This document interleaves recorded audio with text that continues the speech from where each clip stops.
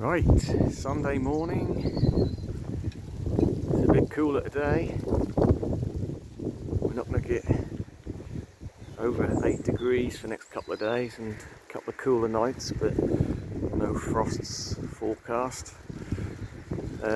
So doom and gloom in the air. Still seems, well, just takes you back to winter on a day like this.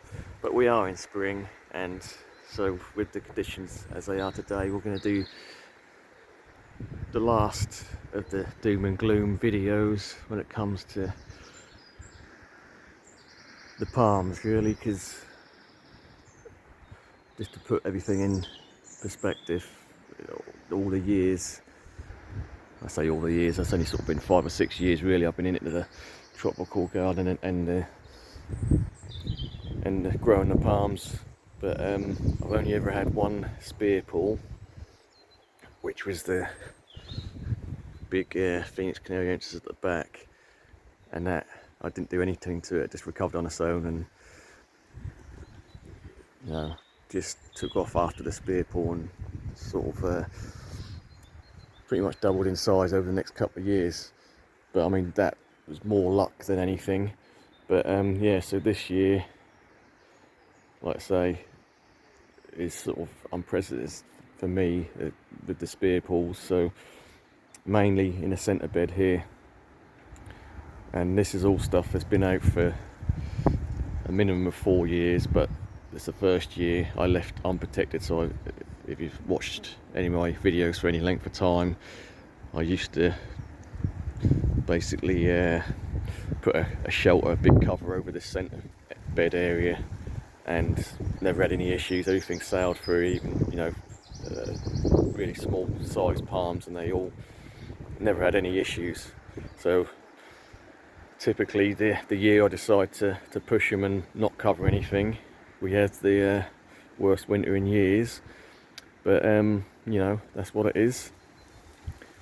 And so the sago palm, they quite often lose the foliage in winter. It's not a problem. I'm pretty confident that's going to come back, so that's not really a big deal. When that flushes out, I'll just cut off the old fronds on that. That's not a concern for me. I have got 2 others, so if the worst comes to worst and it did die, then I'll just replace it. I've got another one of a similar size which can go in there. So the I've still got it covered at the moment. The Brahea edulis. This is the first spear pull I had, and literally a week after the freezes in December, everything turned brown and the spear just fell out. That was immediate, no delay whatsoever. That just up and died within a week or two. That just lost all its colour. Spear comes out. And now I have put a couple of hydrogen peroxide treatments in that cavity. I'm not going to give up on it, but the chance are it is dead. But even though that spear pulled 3 months ago, the trunk is still solid, so there's a very, very small chance that might come back. So I'm not going to pull it out just yet. We'll wait till midsummer and see what happens. So that was the immediate spear pull. And a few weeks ago I done a video on the Chamaerops cerifera, which spear pulled. That leaves started to look a bit dry in the centre, and that just pulled straight out. We can see one leaf here, this one is sort of browned and shriveled up, but that's not pulling out. But the rest of them around it is green, so we'll see on that one. I'm sort of pretty highly confident that'll come back. But so that's 2 so far, and bear in mind this is the open area in the garden, which is the most exposed to the frosts, the wind and the rain, so I'm not surprised this is where the most of the damage has occurred. So the little Jabea chilensis, which again 4 years in the ground from very small strap leaf every winter, no problem whatsoever. A couple of days ago, this is what we got. So literally all the spears, which there's about 3 coming out there. You know, I see them start to brown off. Give them a gentle tug, come straight out. I believe in general that feather palms are more likely to come back rather than the palmate palms. Just they've got a slightly different root system. They tend to have bigger root system, so they've got more energy to put back in. So we'll see on that one. So this is quite a small Jubea chilensis, and we've got Spearpool. We're going to see how that does. Again, the base is solid and the leaves around it are all green. So that's Spearpool number 3. And then yesterday I came out and noticed I've got a Chamaerops Etna Star, which is the white-backed Chamaerops, and the spear looked a little bit dry in that, so I give that a tug, and that's come out as well. Not too concerned. I've got loads of these. I've got another couple in pots as well, which I'm going to put in the garden. So if that recovers, that'll be good. If it doesn't, we've got a couple of offshoots on the side, that side and the other side. So again, anything like clustering palms like Chamaerops, if the main trunk dies, you can sort of cut that back, and one of the other offshoots will sort of come into play on that. So yes, 4 Spearpools in the centre bed. Like I say, I knew the risks. First year on cover, I had to push them, and the fact of the matter is, even if I'd have gone to the trouble to cover this over, you just don't know. With the winter we've had, well, I've never seen a sort of continuous cold spells like we've had, like not that I can remember for a long time. So that is what it is. Possibly lost a couple of palms. I'm not going to lose sleep over it. You know, that's one of these things. You take your gamble. If you push your limits, I mean, you take a calculated risk, I suppose, when it comes to, you know, what your area, you know, the temperatures you normally get. And yeah, we have had some mild winters, and this winter has been quite brutal. So that is the Spearpools there. So there's 4 Spearpools in there, and we did have a 5th, which is over here. Don't really want to traipse over everything to get to it, but what we've got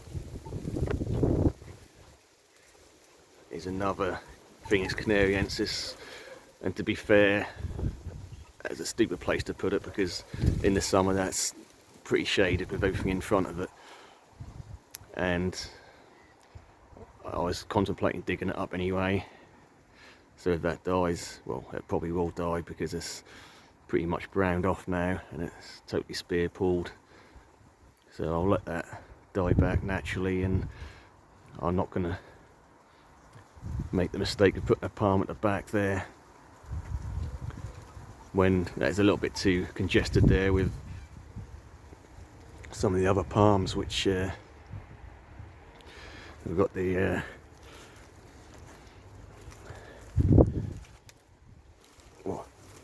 Washingtonia robusta here, which is not spear pulling. Obviously foliage is all dead, but there's green in there that will come back. I'm not concerned about that one.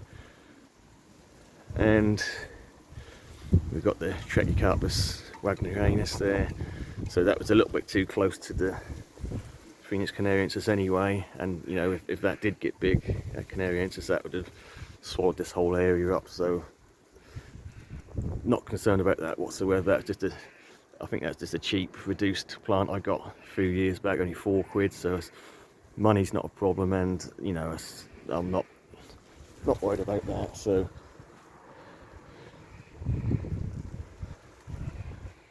yeah, things not looking good,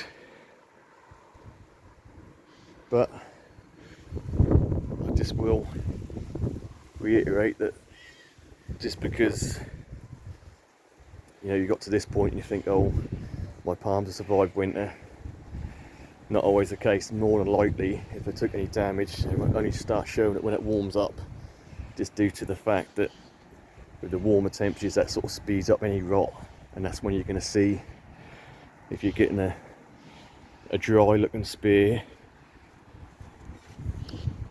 starting to shrivel up and dry, then give it a little tug, because the chances are that's dead. So we're not out of the woods yet. You still, next month or so, you still could have spear pulls. But yeah, I'm not going to keep going on about it. That's what it is. Let's move on. Spring is here, just about, and positivity, and let's get into the growing season and let's start enjoying some of the colours of spring. And the flowers are starting to come out now. We've got the hyacinths and a bit of the colours around the pond here, and we've got some borrowed scenery from the neighbours. So we've got some nice magnolias coming out at the back here. So let's keep it positive, let's enjoy spring. It is my favourite season. Everything comes back to life after the grey, long, cold winter. And yes, this is going to probably be the last video I do on the negatives. We all had a bad winter. It's been a bit depressing.